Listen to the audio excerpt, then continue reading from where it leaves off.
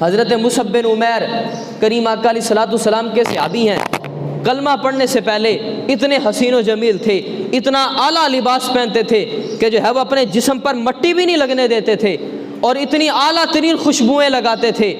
اور اتنے حسین و جمیل خوبصورت تھے۔ لیکن ان کی ایک عادت تھی کہ کوئی بھی مجلس ہوتی تو اس کی باتیں توجہ کے ساتھ سنا کرتے تھے، بڑی توجہ کے ساتھ سنا کرتے تھے۔ انہیں مجلسوں کی زینت بھی کہا جاتا ہے۔ حضرت مصعب بن عمیر جب نبی کریم صلی اللہ علیہ وسلم نے توحید کی دعوت دی، لوگوں کو دین کی طرف بلایا اور فرمایا لوگوں بتوں کی پوجا کرنا چھوڑ دو، سورج کی پوجا کرنا چھوڑ دو، آگ کو پوجا کرنا چھوڑ دو، میرے کریم اللہ کو ایک مان لو، اللہ کو وحدہ ایک لا شریک مان لو، صرف وہی معبود ہے، وہی عبادت کے لائق ہے، وہی وحدہ لا شریک ہے، اسی کی عبادت کرو، اسی سے مانگو، اسی کی بارگاہ میں اپنی جبینوں کو جھکاؤ۔ تو جب میرے کریم آقا علیہ الصلوۃ والسلام نے یہ دعوت دی تو لوگ صبح و شام ایک ہی تذکرہ کرتے تھے، دیکھو محمد آیا ہے،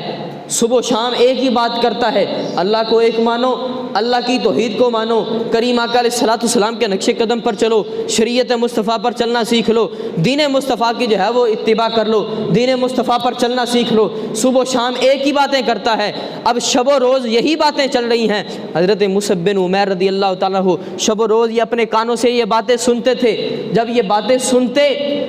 تو میرے کریم آقا علیہ الصلوۃ والسلام کی ذات کے بارے میں جاننے لگ گئے، میرے مصطفیٰ کے اخلاق کے بارے میں جاننے لگ گئے، حضور کی ذات کے بارے میں جاننے لگ گئے۔ پھر اچانک ایک بندہ بات کرتا ہے، کہتا ہے کہ لوگوں کی تکلیفوں سے تنگ آ کر، مشرکین مکہ کی تکلیفوں سے تنگ آ کر نبی کریم صلی اللہ علیہ وسلم یہاں سے دار ارقم چلے گئے، پہاڑ کی چوٹی پر چلے گئے۔ اب نبی کریم صلی اللہ علیہ وسلم جب دار ارقم جاتے ہیں، حضرت مصعب بن عمیر رضی اللہ تعالیٰ عنہ چپکے سے چوری سے میرے کریم آقا علیہ الصلوۃ والسلام کے پیچھے جاتے ہیں۔ جب نبی کریم صلی اللہ علیہ وسلم اپنے چاہنے والوں کو دین مصطفیٰ سکھا رہے تھے، اپنے چاہنے والوں کو شریعت مصطفیٰ سکھا رہے تھے، اللہ کی وحدانیت سکھا رہے تھے، تو حضرت مصعب بن عمیر بھی اس دار ارقم میں داخل ہو جاتے ہیں، نبی کریم صلی اللہ علیہ وسلم کی باتیں سنتے ہیں۔ میرے مصطفیٰ قرآن پڑھ رہے تھے، قرآن کا نور حضرت مصعب بن عمیر کے سینے میں اترا، دل میں اترا، دل کی دنیا بدل گئی، کلمہ پڑھ کے مسلمان ہو جاتے ہیں۔ پھر اس کلمے کو راز میں رکھا، کسی کو بتایا نہ، اپنی ماں کو بھی نہیں بتایا کہ میں نے جو ہے وہ دائرہ اسلام میں داخل ہو گیا ہوں، میں نے حضور کا کلمہ پڑھ لیا، میں نے شریعت مصطفیٰ پر چلنا سیکھ لیا۔ حضرت عثمان بن طلحہ نے دیکھا کہ حضرت مصعب بن عمیر جو ہے وہ ریت پر چلتے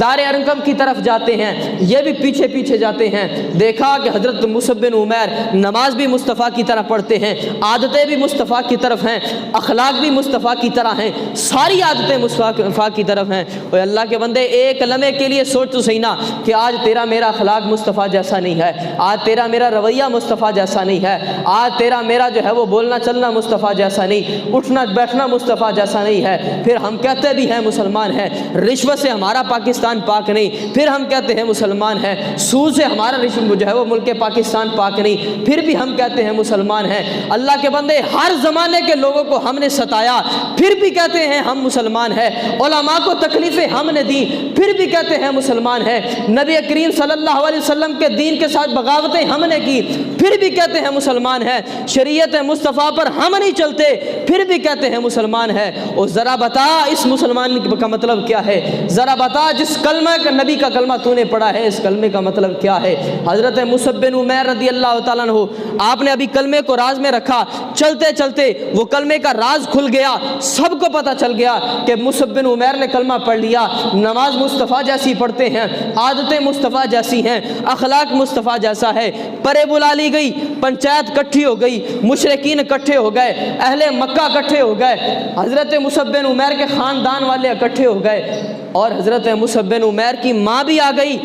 اور حضرت مصعب بن عمیر اس پنچایت کے اندر قرآن پاک کی تلاوت کرتے ہیں۔ ماں نے تماچا مارنا چاہا، اتنی زور سے ہاتھ کو بلند کیا، لیکن قرآن کی برکت اتنی تھی، دین کی پاور اتنی تھی، اسلام کی پاور اتنی تھی کہ حضرت مصعب بن عمیر کے منہ کے پاس ہاتھ آیا اور رک گیا۔ माँ ने थप्पड़ ना मारा, शायद बेटे का अदब आ गया, शायद बेटे की याद आ गई, शायद बेटे का चेहरा देख लिया, खूबसूरत भी थे, हसीनो जमील भी थे, लिबास इतना आला पहनते थे, लेकिन जब से मेरे मुस्तफ़ा का कलमा पढ़ा, जब से दीन इस्लाम के अंदर दाखिल आए, माँ ने घर ले जाकर एक गोशे में बंद कर दिया, बाहर से ताला लगा दिया, ना ये बाहर निकलेगा, ना मुस्तफ़ा के कसीदे सुनेगा, ना हुजूर की बातें सुनेगा, ना इस दीन की तरफ आएगा, ना शरीयत पर चलेगा, ना नमाज़ें पढ़ेगा। लेकिन जब हिजरत की, हबशा के लोगों ने, हज़रत मुसअब बिन उमैर ने मौका पाकर हिजरत कर दी, और जब दोबारा मेरे करीम आका अलैहिस्सलाम के इस गुलाम का अपनी माँ के आमना सामना हुआ, माँ के पास पहुँचे तो कहा, अम्मा हुजूर का कलमा नहीं छोड़ सकता, मुझे तेरा ख्याल ज़रूर है, तेरा अदब एहतराम ज़रूर करता हूँ, तू मेरी माँ है, मैं तेरा बेटा हूँ, हर किस्म का अदब करता हूँ, मैं तेरा खैर खा भी हूँ, आजा तू भी मुस्तफ़ा के दीन को इख्तियार कर ले, आजा मुस्तफ़ा के कलमे को पढ़ ले। माँ कहती है, नाना मैं अपने बुतों को नहीं छोड़ सकती, मैं इन आबा व अजदाद के दीन को नहीं छोड़ सकती, आबा व अजदाद के तरीके को नहीं छोड़ सकती। लेकिन हज़रत मुसअब बिन उमैर फरमाते हैं, अम्मा फिर मैं भी कहता हूँ कि हुजूर का कलमा नहीं छोड़ सकता, मैं भी कहता हूँ कि हुजूर का कलमा नहीं छोड़ सकता। यार उनसे ज़्यादा हम कहाँ इज़्ज़त वाले हो सकते हैं? क्या उनके ना हम उनसे ज़्यादा नमाज़ें पढ़ सके, ना उनसे ज़्यादा दीन की जो है वो ताबेदारी कर सके, ना शरीयत मुस्तफ़ा पर चल सके, फिर किस बात की मुसलमानी है? एक लम्हे के लिए सोच। हज़रत मुसअब बिन उमैर की माँ कहती है कि 7 दिन तक खाना नहीं खाऊंगी, मैं पानी नहीं पीऊँगी जब तक तू मुस्तफ़ा का कलमा नहीं छोड़ेगा। हज़रत मुसअब बिन उमैर रज़ियल्लाहु ताला अन्हु, आपने हुजूर के दीन पर पहरा दिया, मुस्तफ़ा के कलमे नहीं छोड़ा, इतनी तकलीफ़ें आई, इतनी अज़ियतें आई, फरमाया अम्मा तू तो एक माँ है, तेरे जैसी 70 माएँ भी होती, मुस्तफ़ा के कदमों पे कुर्बान कर देता, लेकिन हुजूर का कलमा ना छोड़ता।